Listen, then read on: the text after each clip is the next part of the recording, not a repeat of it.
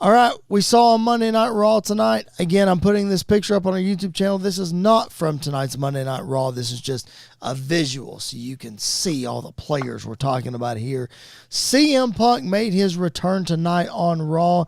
He worked out in a ring at the PC this past week, and he announced tonight that he is cleared. The match is official for SummerSlam one-on-one. CM Punk versus Drew McIntyre. And Seth freaking Rollins is your special guest referee.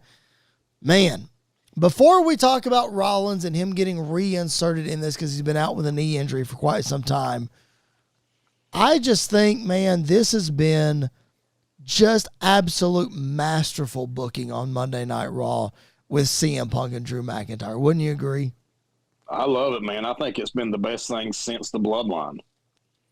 What are your the only thing at that level since the Bloodline? That's true. What are your thoughts on the whole narrative that has been created online about the waste, I use air quotes for that, of the Money in the Bank briefcase on this storyline? Dude, I mean, there's no reason for every year for somebody to carry around this lunch pail and for them to have to do so for like months and months, and then it culminate at WrestleMania or whenever it does around WrestleMania somewhere, and them almost reach the limit. I mean, if we're trying to look at it and make it realistic, I mean, if you won that briefcase and you saw an opportunity, wouldn't you take the first chance you got? Yep. Because, I mean, you're excited, you're pumped. Supposedly in this world, you see huge dollar signs once you win that title. Yep. And a lot of times it does come true in real life because you get more merch sales. So, I mean, wouldn't you take that opportunity? And, I mean, I feel like that's what Drew did, and it served a purpose because he didn't win. Right. And it made so much more bad blood with him and CM Punk and with him and Seth and with Seth and CM Punk. And, I mean, now they all hate each other. Right. So I think it's very interesting that they've decided to put Seth Rollins as a special guest referee. Because in looking at this and thinking about it this week, I think we've gone past the point of special guest referee for Seth Rollins. I think he's too infused in this rivalry, and there's hatred between all three guys, like you just said. I don't know. Obviously, he's not going to be an impartial referee. I just feel like we're past that point. Like, what do you think? Is it okay with him the referee? Because we're headed to a triple threat at some point. Why can't we do it now? I think it's okay with him as a referee, especially if they do a callback to that Undertaker and Bret Hart and Shawn Michaels deal that me and you talked about.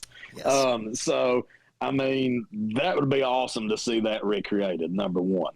And how often do you get like a hate, talk about love triangles, a hate triangle between three guys that are as good as these three, and you can do something like this and it makes sense. Seth hates both of them. Yes. Maybe he hates Punk more. Maybe he doesn't now, but he still hates both of them. So I don't think he would have. I don't think he would have more reason in the wrestling logic to make one win instead of the other. So I think it'll kind of just be very interesting to see what he does. And that's something that makes people watch and tune in. And this is episodic television, man. It's what it's supposed to do. It makes you want to see the next and the next and the next thing. And that's what WWE announcer Byron Saxton talked about a couple of weeks on our podcast. He was on a couple of weeks ago. Fantastic interview. If you haven't checked it out, go check it out wherever you find your podcast and on our YouTube channel. That's exactly what he talked about, man. It's like wrestling is episodic. It's different than any other form of entertainment. You got to catch up to see what's happening each and every week. And if you missed it, there's a good chance you missed something. Like when the QR codes were running wild, man, it's almost like they were telling a story. And if you missed one, oh, okay, cool, whatever. If you missed one, you got to go back and check it out. Ask your friends, what happened here? What happened there? There's a different flavor for everybody, and that's what Monday Night Raw brings, whether it's a love triangle or a hate triangle like we're getting here. Speaking of triangles, it was recently announced that WWE is bringing back the Bad Blood pay-per-view in October.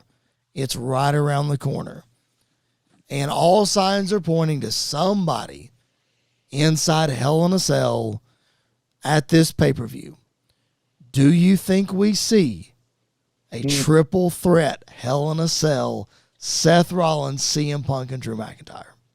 Man, I hope so. I would love to see that. I mean, it's not very often that you're going to hear me like anything more than just a one-on-one competition. I mean, tag team versus tag team, person, wrestler A versus wrestler B. Right. But in this situation, I would love to see this, especially inside of a Hell in a Cell where they can use all the toys they want. Yeah. I mean, it would make for an incredible match. Dave Meltzer better give it 7 stars. It's not going to be in the Tokyo Dome. It better be 7 stars.